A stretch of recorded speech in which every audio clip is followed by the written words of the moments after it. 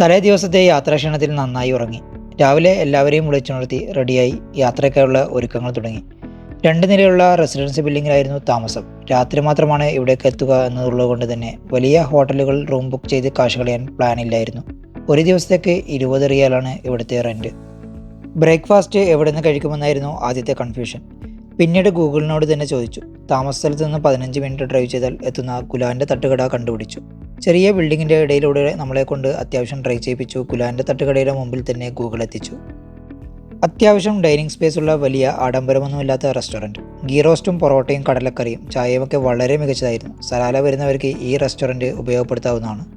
അവിടെ നിന്ന് ഇറങ്ങി നേരെ അയ്യൂബ് നബിയുടെ കബറിടത്തിലേക്കായിരുന്നു യാത്ര. വലിയ ചുരം കയറി വേണം ഇവിടെ എത്താൻ. മാത്രവുമല്ല, നേർത്ത മഴയും ശക്തമായ കോടയും ഡ്രൈവിംഗ് പതുക്കെയാക്കി. ഇവിടെ എത്തി കാർ പാർക്ക് ചെയ്തപ്പോൾ തന്നെ നല്ല മഴ നമുക്ക് കിട്ടിയിട്ടുണ്ടായിരുന്നു. കൂടാതെ നല്ല കോടയിൽ മുങ്ങിക്കിടക്കുന്ന അയ്യൂബ് നബിയുടെ കബറിടവും. അവിടെ പോയി നബിയോട് സലാം പറഞ്ഞിറങ്ങി. പുറത്തു വന്നു മലയാളികളായ കച്ചവടക്കാരോട് കുശലം പറഞ്ഞു. ദുവയ്ക്ക് കുടയും മറ്റുള്ളവർക്ക് അക്രോട്ടും മത്തിപ്പഴമൊക്കെ വാങ്ങിച്ചു.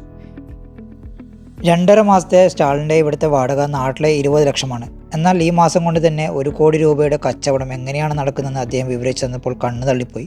വെറും കുടകൾ വിറ്റ് മാത്രം 80ഓളം ലക്ഷം രൂപ കയ്യിൽ വരുമത്രേ.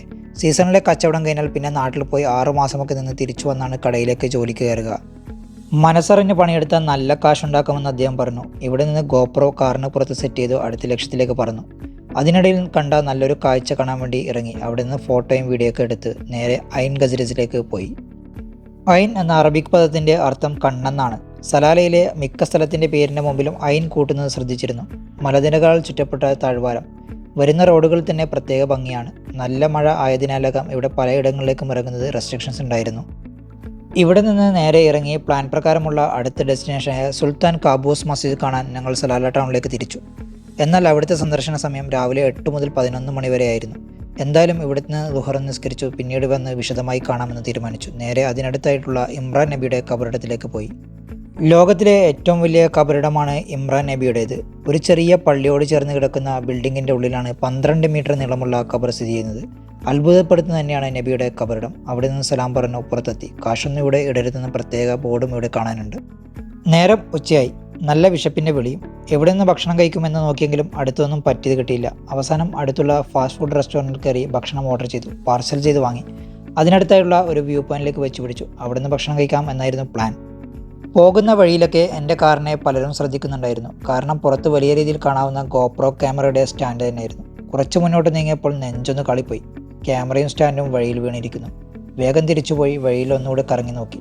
മെയിൻ റോഡിൽ രണ്ടും ചിതറിക്കിടക്കുന്നു. ഓടിപ്പോയി എടുത്തു. ഭാഗ്യം ക്യാമറക്കൊന്നും പറ്റിയില്ല. ചെറിയ കാശിൻ്റെ ഇതുപോലുള്ള സ്റ്റാൻഡുകൾ വാങ്ങിയാൽ ഇങ്ങനെ ഇരിക്കുമെന്ന് മനസ്സിലാക്കി തന്ന ദിവസം. കാറിന് പുറത്ത് ക്യാമറ വെച്ച് നല്ല കാഴ്ചകളൊക്കെ പകർത്താമെന്ന മോഹം അവിടെ അവസാനിച്ചു. എന്തായാലും ക്യാമറ കിട്ടിയ സന്തോഷത്തിൽ നേരെ വ്യൂ പോയിന്റിലേക്ക്. ചെങ്കുത്തായ കയറ്റങ്ങൾ കയറി ലൊക്കേഷനിലെത്തി. ഉച്ചയ്ക്ക് 2 മണിക്ക് വരെ ശക്തമായ കോട തന്നെയായിരുന്നു അവിടെയും. 10 അടി മാറിയാൽ പരസ്പരം കാണാൻ സാധിക്കാത്ത വിധം കോടയാണ് ഇവിടെ. പുറത്തിറങ്ങി ഭക്ഷണം കഴിച്ച് കഴിയുമ്പോഴേക്കും കോട ഏകദേശം മാറിയിരുന്നു. വളരെ സാവധാനത്തിൽ അവിടുത്തെ കാഴ്ചകൾ കണ്ട് കുറച്ചുകൂടെ താഴെ നല്ല വിസിബിലിറ്റി ഉള്ളത് വണ്ടി പാർക്ക് ചെയ്തു. 1 മണിക്കൂറോളം അവിടുത്തെ കാഴ്ചകൾ കണ്ടു നിന്നു. വാലി എന്നാൽ താഴ്വാരം എന്നാണ് അർത്ഥം. അടുത്ത ലൊക്കേഷൻ സഹൽനത്ത് വാലിയായിരുന്നു. യാത്രയിൽ റോഡിന് കുറുകെ വരുന്ന പശുക്കളും ഒട്ടകങ്ങളും നാട്ടിൻപുറത്തെ കാഴ്ചകളുമൊക്കെ കണ്ടു നേരെ ടാറിട്ട റോഡിൽ നിന്ന് കച്ച റോഡിലേക്ക് ഇറങ്ങി. അവിടെ ശ്രദ്ധിച്ചത് എല്ലായിടത്തും നല്ല വഴികൾ ഉണ്ടെന്നുള്ളതാണ്. ഒരു മൈതാനത്തിൽ നാട്ടിൻപുറത്തെ പിള്ളേർ അവിടെ നിന്ന് ഫുട്ബോൾ കളിക്കുന്നത് കണ്ടിരുന്നു. അവിടുത്തെ കാഴ്ചകൾ മതിയാക്കി യാത്രയായി. സലാലയിലെ പ്രസിദ്ധമായ നിർബന്ധമായും പോയിരിക്കേണ്ട സ്ഥലത്തേക്കായിരുന്നു സഹൽനത്ത് വാലിയിൽ നിന്ന് പോയത്. ഞായറായതിനാൽ തന്നെ സ്വദേശികളും വിദേശികളും കൊണ്ട് നിറഞ്ഞിരിക്കുകയാണ്. പാർക്കിങ്ങിനടുത്തായി നിരവധി പെട്ടിക്കടകളുണ്ട്. കുട്ടികൾക്കുള്ള കളിപ്പാട്ടങ്ങളും ഭക്ഷണവും തുടങ്ങി എല്ലാം അവിടെ കിട്ടാനുണ്ട്. ഇവിടെ നിന്ന് കുട്ടികൾക്ക് 2 പേർക്കും പട്ടം വാങ്ങി. പട്ടം പറത്തണമെന്ന് യാത്രയിലുടനീളം ഇവർ പറഞ്ഞുകൊണ്ടിരുന്നു. നല്ല തെളിമയുള്ള വെള്ളം കണ്ടാൽ ഇവിടെ ഇറങ്ങി കുളിക്കാൻ തോന്നും. പക്ഷേ ഇവിടെ നിയന്ത്രിച്ചിട്ടുണ്ടായിരുന്നു. നിരവധി മീനുകളുണ്ട് ഇവിടെ. കുറച്ച് സ്റ്റെപ്പുകൾ കയറിക്കഴിഞ്ഞാൽ വ്യത്യസ്തമായ ഗുഹാമുഖങ്ങൾ നമുക്കിവിടെ കാണാൻ സാധിക്കും. ഇവിടെ ഏറ്റവും ബുദ്ധിമുട്ടുണ്ടാക്കിയ കാര്യം ഇവിടെ ഉണ്ടായിരുന്ന പലതരത്തിലുള്ള പ്രാണിവർഗ്ഗങ്ങളായിരുന്നു. കൊതുകും അതുപോലുള്ള പല പ്രാണികളും ഉള്ള നിരന്തര ആക്രമണമായിരുന്നു ഇവിടെ നിന്ന് കിട്ടിയത്. എന്നാൽ സലാല പോകുമ്പോൾ ഇതിനെ പ്രതിരോധിക്കാൻ ആദ്യമേ റിപ്പലൻ്റ് സ്പ്രേ വാങ്ങിയിട്ടാണ് പോയത്. സലാല പോകുമ്പോൾ നിർബന്ധമായും കരുതിയിരിക്കേണ്ട ഒന്നാണ് ഇത്തരത്തിലുള്ള സ്പ്രേകൾ.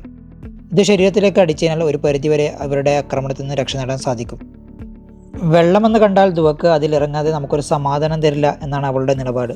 അതുകൊണ്ട് തന്നെ ആഴം കുറഞ്ഞെടുത്ത് പ്രത്യേകിച്ച് അപകട സാധ്യതയില്ലാത്തത് അവിടെയും ഹാറുവിനെയും കളിക്കാൻ വിട്ടുകൊണ്ട് അവിടുത്തെ കാഴ്ചകൾ ആസ്വദിച്ചു. ഹോഴ്സ് റൈഡിങ്ങും ക്യാമൽ റൈഡിങ്ങും ഒക്കെ ഇവിടുത്തെ കാഴ്ചകളാണ്. നേരം ഇരട്ടി തുടങ്ങിയപ്പോൾ മെല്ലെ അവിടുന്ന് ഇറങ്ങി സലാല നഗരത്തിലേക്ക് തിരിച്ചു. സലാല വന്നാൽ നിർബന്ധമായും പോരിക്കേണ്ട സ്ഥലമാണ് ഐൻ റസാത്ത്. രാവിലത്തെ കാഴ്ചകൾ കഴിഞ്ഞു. രാത്രി റൂമിൽ പോയി സമയം കളയാതെ മാക്സിമം കാഴ്ചകൾ കാണാൻ തന്നെയായിരുന്നു തീരുമാനം. അങ്ങനെ വന്നാണ് കരീഫ് ഫെസ്റ്റിവൽ നടക്കുന്നിടത്ത്. വലിയൊരു ടെൻറ്റിൽ നിരവധി സ്റ്റാളുകൾ. നല്ല കച്ചവടമാണ് ഇവിടെ നടക്കുന്നത്. 90% സ്വദേശികളാണ് ഇവിടുത്തെ സന്ദർശകർ. ചില ചുരുക്കം നമ്മളെപ്പോലുള്ള ടൂറിസ്റ്റുകളും. ആഭരണങ്ങളും സുഗന്ധദ്രവ്യങ്ങളും തുടങ്ങി നിരവധി സാധനങ്ങൾ നമുക്ക് ഇവിടെ നിന്ന് വാങ്ങിക്കാൻ സാധിക്കും. ഒമാനിലെത്തിയപ്പോഴാണ് മനസ്സിലായത് ഇവിടെ ദുബൈയേക്കാൾ നല്ല വിലക്കുറവാണ് എല്ലാത്തിനും.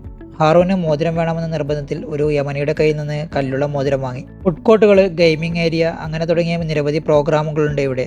തായ്ലൻഡിലെ വലിയ ഊത് വ്യാപാരിയെ പരിചയപ്പെട്ടതും അദ്ദേഹത്തിന് കേരളത്തിലെ ജനങ്ങളുടെ മതിപ്പും സ്നേഹം പറഞ്ഞതും നമുക്ക് വലിയൊരു അനുഭവം തന്നെയായിരുന്നു.